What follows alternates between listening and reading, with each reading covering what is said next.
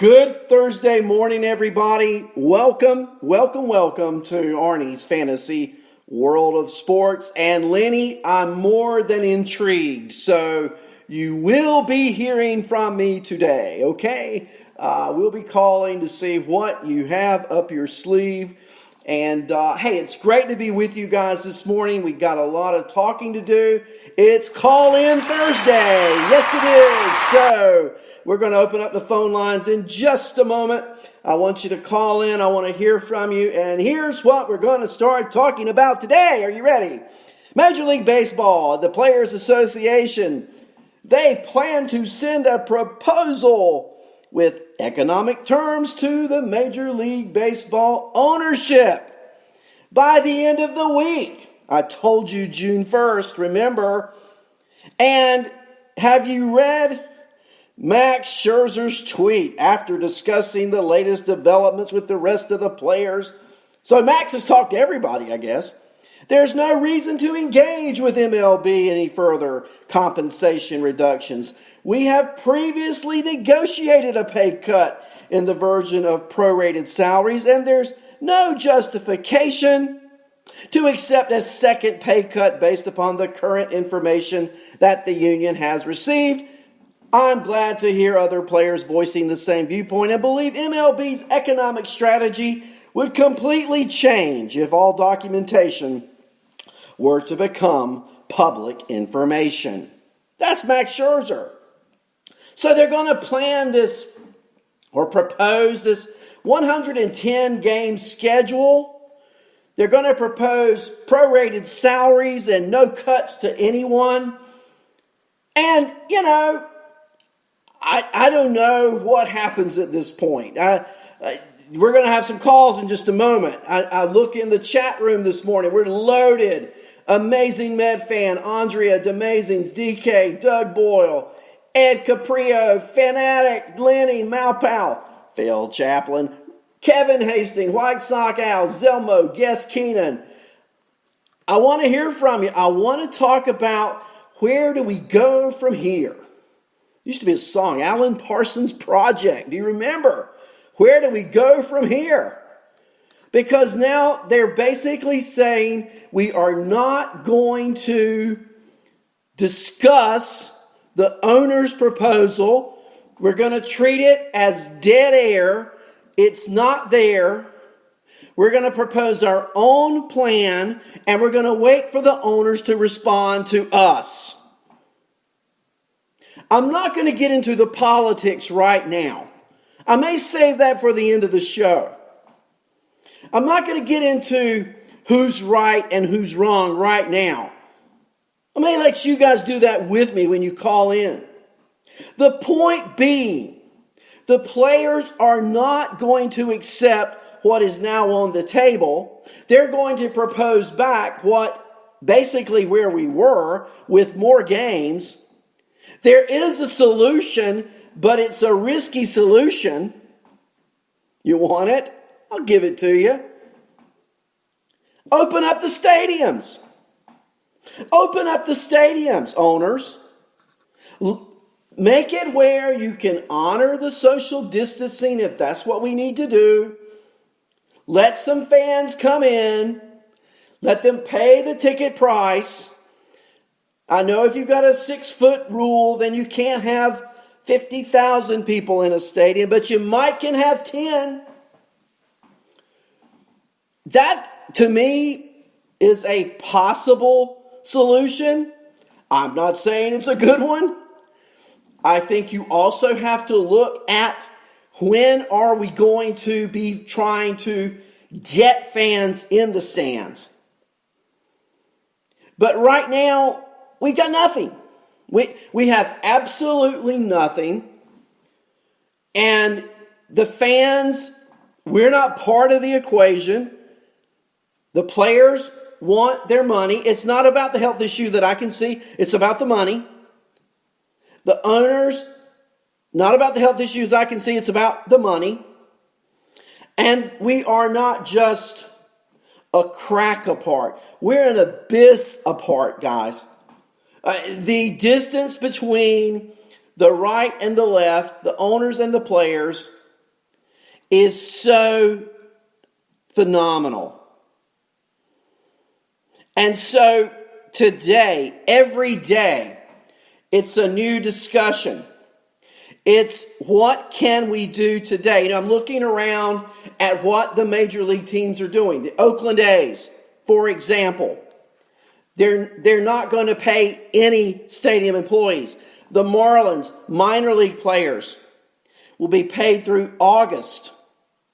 The Marlins are, as I know, the only major league club that has reported to make that long of a commitment to their minor league players going forward. They again have obligated and agreed to pay minor league players through August, which, as you know, is typically through the end of the minor league season. Way to go, Miami Marlins. Now, last I checked, I wasn't so sure the Marlins were such a financially thriving franchise.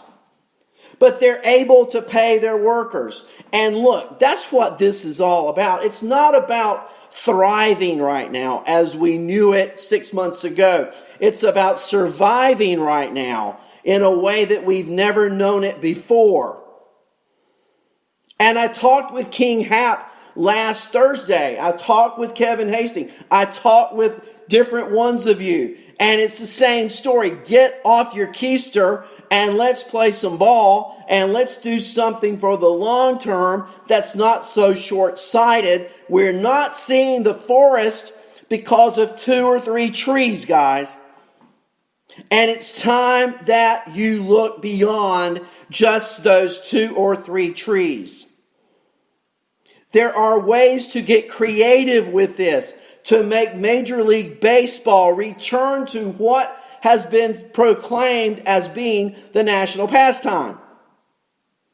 And we're just not getting it done right now. Does it mean we can't get it done? Texas paying their players. Padres paying their players. You're going to see more of that come out because Major League Baseball is a copycat kind of league, right? And so public relations with the players is important. Public relations with the fans is necessary. What are we going to do? When are we going to get this resolved? I want you to call me 919-922-9093. And we're going to talk about what your thoughts are on where we are with Major League Baseball. So remember, call me 919-922-9093. I want to hear from you guys this morning. I want to know what your thoughts are. And then before we end the show, I'm going to give you mine. Are you dying for that one? Huh? Are you just clamoring to know what I think we should do? I'm sure you are. I'm sure you woke up this morning and thought, I can't wait to get online today. I can't wait to hear what Arnie's got to say about where we're going to go with the Major League Baseball season. I know that's where you are. And we got a caller. And so, of all the callers we could have, I can't wait to hear the opinion of this one from the great state of Georgia, I believe. The one, the only, aloha, Kevin Hastings. Good morning, Kevin. Good morning, Arnie. How are you today? I'm doing super. I hope you are. I got a lot of energy. I'm ready to get on with this baseball season. And so, Mr. Hastings, can you please share with me your thoughts on this situation? I flip-flop every day, sometimes multiple times each day, and I realized a couple of things that makes me more pessimistic that we're going to see baseball for quite some time, maybe even into 2021. It's, we here on this network, we in this chat room, we as fantasy baseball players, we're huge baseball fans, all of us, and we expect this. But the reality is we're a very small fraction of the population of this country. Even if we say there's 60 million baseball fans, that's less than 20%. We are a minority. Most of this country, literally by definition, most of this country couldn't care less if a single pitch is thrown. And so we get all bent out of shape over this stuff, and I do too. Like I said, I flip-flop every day, but it really doesn't matter in the grand scheme of things.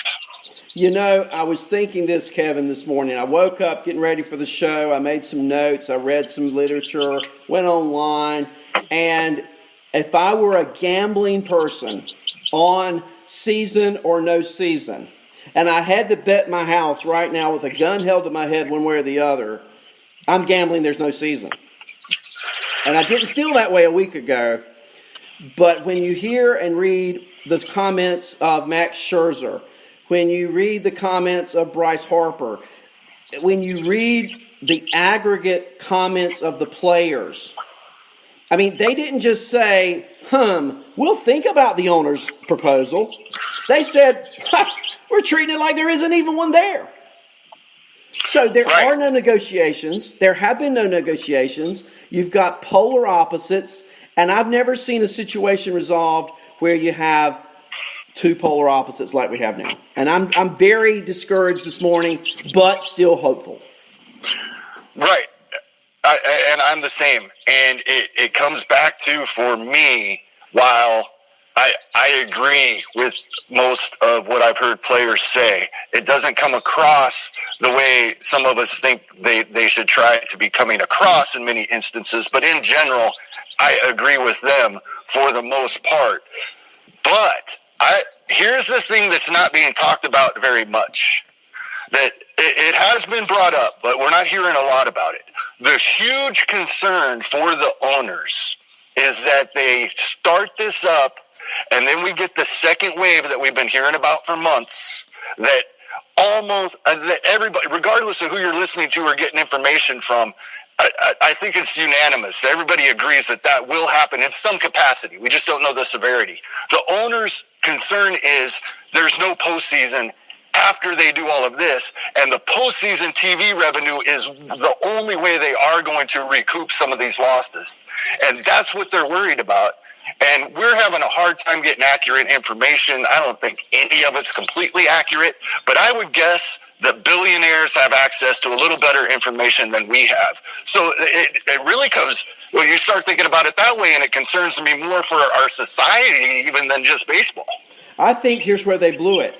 I said this, and you may have said it too. I said this a few weeks ago. This was a major opportunity for Major League Baseball to come out looking really good. A great position to be in, public relations-wise. And here's what could have been done. Okay, let's assume for a moment there is no season. What if Major League Baseball and the Players Association had come out 2 weeks ago and said, due to the health risk involved for players, fans, and everyone else, we are going to suspend the 2020 season. Just do it, okay? And not get into this hackling over salary or earnings or all of the things that at the bottom line core are going to stop us from having a baseball season. Just nix it. I mean, nobody wants to do that. I get it. But if you did it for the health reason, it comes off looking different than for the reason of, oh boy, I didn't get my money. You know what I'm saying? What do you think about that, Kevin? Absolutely. 100%. And I think that's what the owners are trying to do, but they want the players to take the blame for it in the public's eye. That's exactly what's happening. And it a step further, and we've talked about this when I called you before, do that and then sit down and knock out this CBA going forward instead of waiting until after the 2021 season and we go through all of this all over again. I don't think it can survive 2 bullets. I agree. And, you know, I think about it this way, Kevin. the NBA, and everybody's structured a little bit differently, okay? The NBA had played approximately 65 games out of their 81-game schedule. So if you do the percentages